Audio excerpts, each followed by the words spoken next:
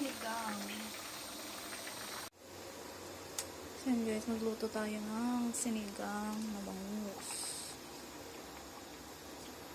Ayan, sarap ng ulam po. Ang dami. Ulam ko na to hanggang bukas. Diba? Tapos may mga okra, sitaw, saka talbos guys. So ayan, may sinigang mix bumili ako kanina.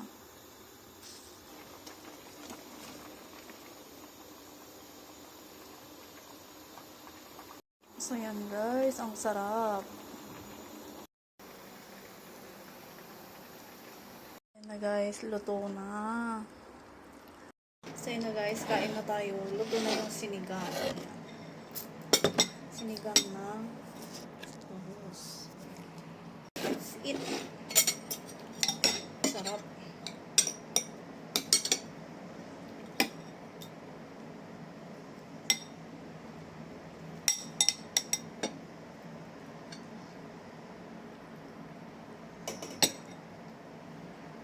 Sarap yung sabaw.